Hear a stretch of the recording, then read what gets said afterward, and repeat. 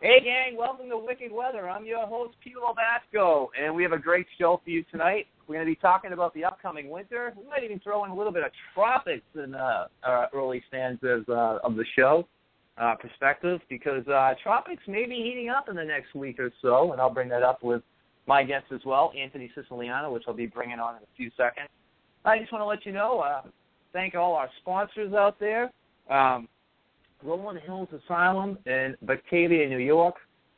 Bucket list, as I always say, every show, I got to get out there, I got to check it out, and I want to get creeped out. So I definitely have to check that out.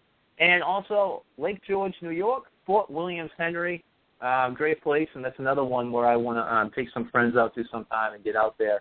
It's been a great weekend so far. Weather-wise, it's been pretty cool, so we're going to talk about that as well.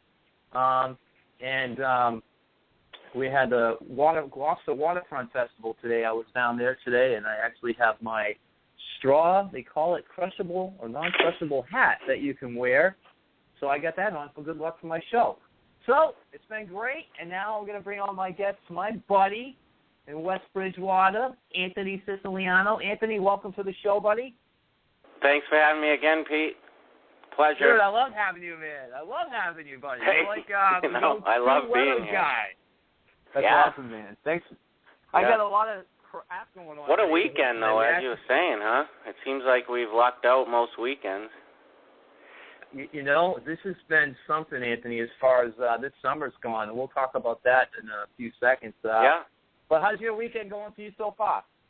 Weekend's going good. A little tired today, but, you know, had a long day at work, long day yesterday, but I'm ready to go. Ready to go here. Nice. Yeah, I believe we have a major fire going on, folks, so you might want to stay away from the Beach Road, Atlantic Road area. It's literally 7 houses down from my house in Gloucester, so we have a major fire going on right now, so please stay away from the area. Not knowing that any of my listeners are in the area, but, yeah, you know, it's funny, Anthony, it's like you hear those sirens all the time, and you're wondering where they're going to end up. It's especially just check Twitter. Just check Twitter, you know. Right? It's on Twitter the minute things happen, so. Exactly, buddy, exactly. That's where we get all our information from. Yeah. So tell me, Anthony, I was watching the radar a few nights ago, and I thought for sure you were going to get a nice thunderstorm. That was pretty interesting to see a thunderstorm of that intensity late at night. Especially with the low dew points. I mean, I was commenting that night how low the dew points were and how chilly we could get. So it actually surprised me when I woke up. I usually wake up every morning. I turn on my computer real quick before I go to work, and I check the radar out. And there it is. A nice cell went to my north. It actually looked like it had a little hook echo on it, too. But, you know, I didn't see nothing. I must have been really out that night, or it just didn't produce any cloud-to-ground lightning. But I didn't hear nothing. But it definitely was interesting to see it.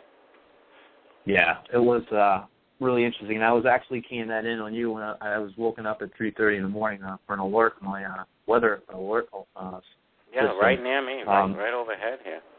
And you know, it's funny. I was watching it at 3:30 in the morning. It actually had a little bit of curvature to it, Anthony. So I thought it was trying to show a hook, and I'm like, wow. I mean, you can get these strong short waves that come out of Canada or out of upstate New York, loaded with energy, and hit dry air or low dew points and still do a number as far as big storms go. Oh, no doubt, especially, you know, I was mentioning with that upper level low, actually, which is still sitting to our north from Tuesday. It's been sitting there from Tuesday because of the blocking pattern. But really, you can't discount anything when you have these upper level lows nearby you, so. Although I was surprised to see it, I really wasn't too shocked. But, yeah, it was right near my house. I don't remember hearing anything. So that's awesome. Yeah. Okay, so let's get to the summer, Anthony. We go back to analog.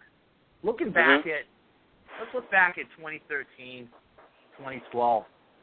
We were at we were well above 90-degree days. If I'm not mistaken, we had about 14 or 15 90-degree days last year. This time, if I'm correct, right? At this time, I believe it was 15. It could be as high as 17. I'm not too sure. And we still sit. Of course, it varies from where you are. You know, it could be different in Boston and Winthrop, Cambridge, Worcester. You know, Southern New England covers a wide area. But 4 this year in Boston. 4. 4 total, and like you said, I think compared to 15 at this time last year. So huge difference. It is. And what do you think's causing that? This year, the lack of heat is directly tied to the amount of anomalous upper-level lows and troughs we've had over our area. We just haven't been able to sustain the heat once it's in here. We have seen glimpses of it, as you know, with the 4 days and probably 5 or 6 for some other communities. But you just can't sustain it when you're constantly getting these upper-level lows to come in and troughs. And they're enormously strong. These aren't just your average, you know, upper-level troughs coming in. They depart the region, and the next day we're allowed to heat up on a southwest flow. These things are sticking around to our north-northwest due to the NAO just being negative since, I believe, mid-February, or right around negative neutral phase since mid-February. So It's very hard to sustain that heat. We're not saying we can't get it this year. You just can't sustain it because, I mean, look at this upper-level low we've had over us, like I was saying earlier, since Tuesday. You're not going to get 90 degrees. You'll be lucky to hit 80 degrees with that thing up there. You know what I mean? And this is like the 10th one we've seen since I think since March. I think that huge March storm we had, I don't know if you remember, late March, it was like a 950 millibar low off our coast. I think that really played a huge part in setting up our pattern for the summer. I totally agree with you. And it really, it's frustrating to see that a lot of people wanted heat this summer. And looking at the next week or so, it's not looking like it's going to get too warm that quickly. Temperatures have been low at night lately. The last couple of nights, we actually got down to 54 in Gloucester, which is really unheard of for early August or mid-August. Yeah, I think the average is like maybe 62 for you guys, maybe, your average minimum. Yeah, maybe around exactly. Especially being on the water, Anthony, with the water temperatures really warm this time of year. However, I did notice that the waters today were a lot cooler because of the winds from the last storm that we had. All the warmer ocean waters got pushed further out to sea. Yeah, they have been. They have been going back and forth. They were warm for a period about a week ago, and they've cooled since. So they're fluctuating, no doubt. So as far as that goes, do you see us going right into fall, and this is like the end of summer? Geez, you know, there were some subtle signs through some ensemble guidance and monthlies and weeklies that we'd be heating up towards the end of August. I was a little skeptical of that, and now it's looking like, you know, we're not going to get those in here. So it's the same old pattern, just same old again. Yeah, I'm not too sure. I just definitely don't see a heat wave. I've been saying that all year. I don't see a heat wave in Boston this year. An outside chance of one happening near Hartford or the Pioneer Valley out towards that way.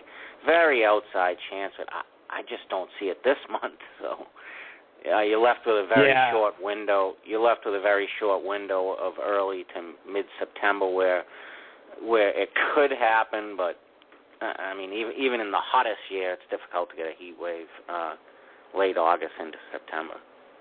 No, I agree with you because we're going into mid-August now. I mean, geez, well, we got 2 weeks till Labor Day. Can you believe we're almost in September and the kids go back to school? I know my daughter's not happy ready to go back to school yet. No. You know, but just to, like, throw it in there, it's just, like you said, the late season heat waves are very rare for our area. Well, let's switch it over to the tropics, Anthony. I'm seeing a pattern change again. Another ridge setting up or a Rex block. Some kind of ridge or block's going to start forming. And I think it's in the next 8 to 10 days from what I saw. You pointed out to me earlier today or this morning on Twitter that there was a disturbance to keep an eye on there, Puerto Rico. That does look pretty concerning, being in that latitude area to New England with this type of setup, and we're going to another blocking pattern again, that just opens up all the subtropics, the tropics. That opens up the gateway to New England. So even with a system up in Canada that's going to be moving to the southwest, and that's going to have a block as well, that would favor more of a system, whether it be tropical or non-tropical, to ride up the coastline more before recurvating out to sea, making a direct hit on New England or the Carolinas, so at least the Outer Banks, and then New England. But we're not talking just Cape Cod here. We're talking eastern Massachusetts as well. With that being said, are you seeing some kind of retrograde system possibly in our future or forecast? I mean, I'm not great as far as long range goes. I'm not really into long range, but you have to be at this point because we're getting close to the peak season, the hurricane season. So, because that's only a few weeks away. So with that being said, some models are showing a retrograde system come off the ocean from east to west. Well, we wouldn't want that kind of scenario because that would be devastating for us if it was. That would be devastating, yes. Like you're saying, that system south of Puerto Rico. Well, I'll start where you're saying about the tropics heating up. The system south of Puerto Rico has since kind of faded since I tweeted that out. But it is something interesting to watch because that's where you're getting your development. I mean, you're seeing signs coming off the West Africa coast where you just have that Saharan dust and dry air. So, I mean, that has not been the area so far. The Gulf of Mexico is dead. The Gulf of Mexico will remain dead with this blocking pattern. So the areas to watch are near the Caribbean, the Lesser Antilles, Puerto Rico, the Dominican, east of Florida, and basically what I like to call, and many were called homegrown storms. They form very quick. They're in a favorable area to at least watch if you're along the East Coast. And I think that's going to continue. That's been the theme so far. We've only seen two named storms. One, of course, Arthur, which made some history, and then Bertha, which was basically a joke. But they both formed and crossed in around the same area. So actually, Bertha was way out there. But again, it didn't come off the African coast and nowhere near the Gulf of Mexico. So the area that we are watching this year is basically in Hurricane Alley there. And as far as the retrograding goes, yes. I mean, with that negative NAO and the blocking we have seen, that's always the potential.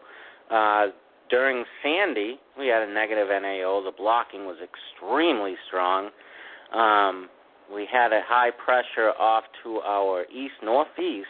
That forced her, the clockwise flow around that, forced her to come in from the western Atlantic into the east coast of the United States. Now, interestingly enough, next week we do have high pressure off to our east-northeast, kind of a backdoor high pressure setup, which the models are saying going to keep us dry.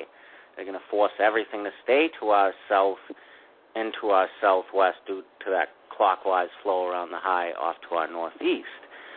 But we're not seeing any moisture responding or coming up from the south. So right now we'll just watch that. But like you said, it's definitely something to keep our eyes on this year is retrograding storms like Sandy. It's always something to keep an eye on, but especially when the NAO is this low. Well, history retreat. I'm sorry. I must be all that tired and some walking today down the festival. I'm exhausted as well. I know, right? Because we're always staying up, looking at the models, and writing our own forecasts, and putting stuff together. You know, people don't realize how much time we put into this, and we don't get paid for it. And the more passion you have, the more, I find myself even on the quietest weather days spending a lot of my free time here in my office. So, yeah.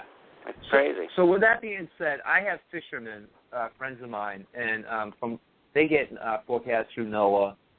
We can punch into their computers and see what they're seeing as well as far as computer models go. They're saying keep an eye on the 25th and 26th of August. And I think I put that out there on Twitter a few days ago. Keep an eye on the 27th of August for some type of a storm. and I'm not just saying it would be a storm. I'm saying it would be a good lashing storm. Last winter, we didn't see that many coastal flood events in 2013, 2014 as far as snowstorms go. Correct me if I'm wrong, but we didn't have much wind events either, right, Anthony? It was a lot of snow, but they weren't real super powerful. Yeah. Last year, the February blizzard was devastating. That February blizzard, in my opinion, was the worst southern New England saw since the blizzard of '98. I know a lot of people are forgetting that, and that formed right on the anniversary of the blizzard of '78. Got down to 968 millibars, had that classic hurricane look on the satellite east of us. Remember Hamden, Connecticut, got 40 inches of snow out of that. So. Yes, now that you bring it up, I do remember that. But did most of the as the Weather Channel would call it, Winter Storm Nemo.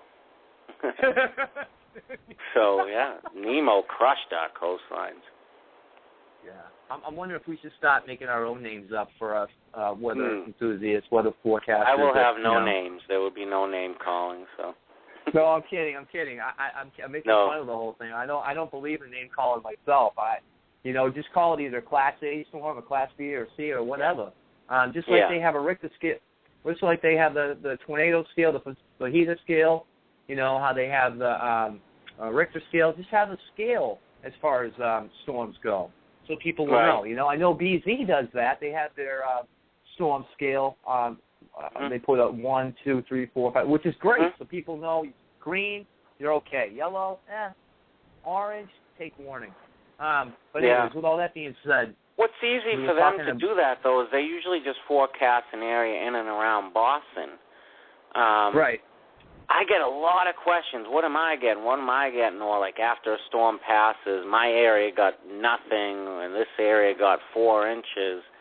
You're covering a larger area. The impacts are different. By no means is southern New England a large area, but, not everyone's going to see what's forecast, if you know what I mean. There's going to be areas that see less, more, et cetera, et cetera. Right.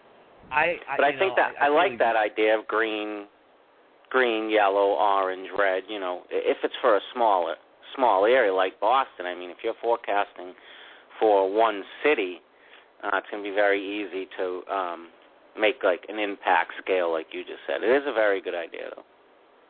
So going back to this past winter, so it'd be 2014 that we're in now. We'll go to January, and then into 2013, starting in November or December. Gloucester received about 63 inches of snow for the year. That was our annual. So that wasn't too bad. What were you at down there in West Bridgewater? Last year, I'm going to have to check real quick, Pete. Let's see here. Last year, seasonal, I'm getting this from my site, seasonal snowfall totals. Last year, here in West Bridgewater, about 67, 68 inches.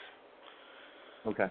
So you're right around now, 40 of that came in 2 storms, the February blizzard and then that one in March, early March, that was 400 miles off our coast, but there was tremendous blocking. They had that trough that just extended back to the west and just kept snowing and snowing for about 50 hours straight. I believe that was the March one. So most of it came from that, and then there was some snow squall events in there and clipper here and there. Josh has a question on the chat line, if I can answer that. I think I just did, actually. Yeah, you did. If you went to the highest snowfall in West Bridgewater has to be in 1996, Josh. Well over 100 inches that year. Wow, that's crazy. Oh, you're doing questions after 8:30. That's all right. And folks, I just want to put the number out there. You can call me and my guest, Anthony Siciliano, at 1-818-431-8214. Again, our number is 1-818-431-8214. Please call in after 8:30 if you have any questions regarding the tropics, upcoming winter, which we're going to be getting into the meat of pretty soon, and anything weather or weather events that you may have experienced, recorded, and you'd like to share with us, that would be great. Okay, so let's get to winter. I, myself, am starting to feel that, was it 20? It was the Pats game in October. I think it was 13th. Was that 20? Was that 2009? Or was that 2007? That was 2009. Yes, that was early October. We're talking before Halloween. The 13th. Against the Titans, and they beat them 59-0. There you go, folks. We get an NFL update. That was a good game last night, by the way. That was a good game. Very high scoring. I'm liking that Jimmy, whatever you, Karate Kid. Garoppolo, yes. Very poised. It looks very good. Poised in the pocket, yep. Is he Italian? He is Italian, yes. Garoppolo, yes. There we go. As Italian as you can get. Watch out, Tom Brady. Yeah, watch out. So that was early October, and they got about a few inches, anyways, in Foxborough, that storm. And I think we on the coastline ended up seeing maybe a half inch of slush or whatever. But that being said, it was really early for us to see that. But I got to tell you, Ant, the temperatures right now, the way they've been, and it hasn't been a warm summer, it hasn't been a hot summer. Even though our water temperatures are pretty decently warm, it would tend to tell me that we're going to go into a quick fall and fall right into an early winter. That's where you have to be careful. That's where you have to be careful, because you're saying it's been a warm. You're saying it's been a cool summer. It really hasn't compared to the average temperatures. Well, no, that's right. Just because we don't see a lot of 90s, that doesn't constitute a cool summer. We have been right around or even slightly above average for most locations each month. So, right. I think the averages need a little adjusting, but that's for a different day. But I think you have to be careful when you say that it's been a cool summer. It's going to be a cool fall and winter. You can't just categorize it by that. You can't. Yeah, that's true. No, you can't. But I just think that all signs are kind of point up to that we're in this kind of a system. You go through decades where you can have 3, 4, 5, 6 years of crazy cold winters in New England and snow, and then you can go into a reverse where it's going to be warm, mild, and dry or wet. Looking back at last year, it was pretty active as far as snowfall goes, but it didn't. I believe it was a late event, 2013, 2014, when we started getting to our first snows because we missed a few storms that we thought were going to hit. That's usually the case. Computer model, especially, the GFS, will predict a, weather-torn big storm. We'll all be all psyched up. But that's the thing, folks. You don't want to get all hooked on one computer model. That's not how we make our forecasts. That's not how we do our forecasts. I know one thing. I know Ant doesn't rely on computer models completely for his forecast as well, if I'm correct, right? No, Ant? I'm big on analogs, but, the computer models are given most of the attention. I'm not going to lie there. But there's a point in time where you know a system's coming, and then you start to go through your analogs. You try and see which model is right. Does this overall picture that the models are painting out for you match what history has shown us? And that's what I'm big on. I'm big on the analogs and the patterns, especially with the teleconnections. But going back to your last thing about October, there's a jinx with October storms, and I've noticed. I know. Yeah.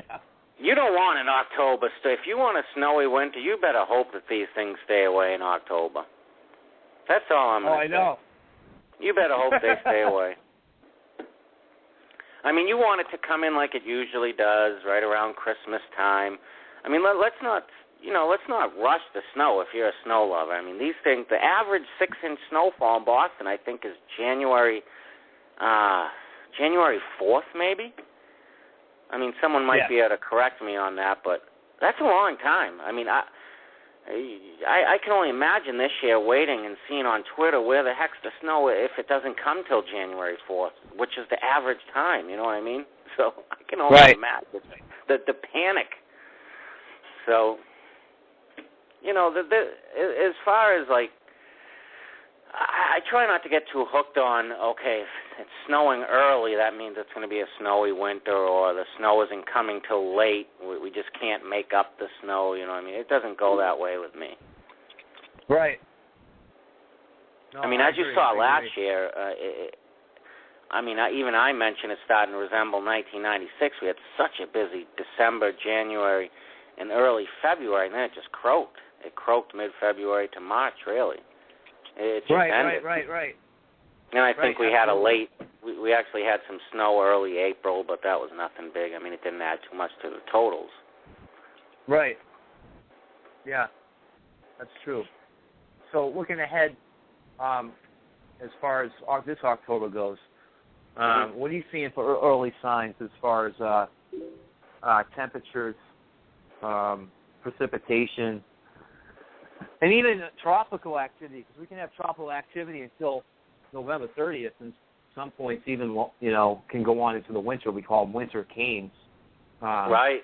You had the perfect storm in October, so, October can offer some real nasty storms off our coastline, as it is a transitional month when you're going from this warm season into the cool season.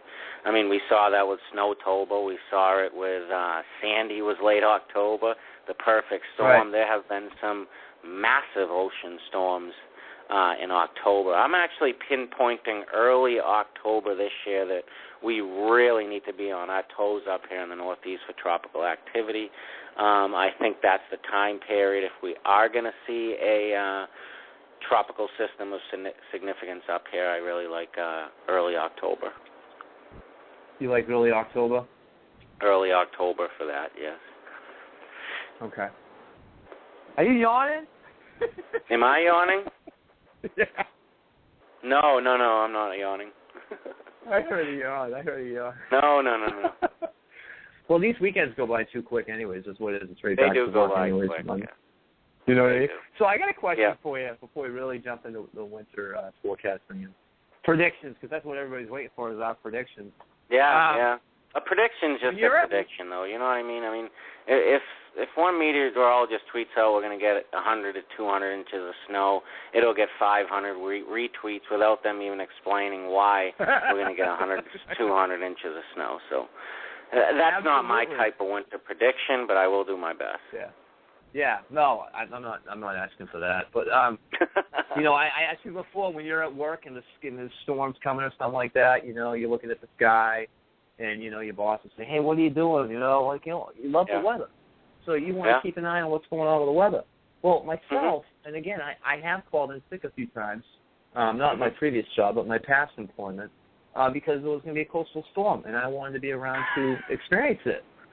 Yeah. Oh, so boy. I stayed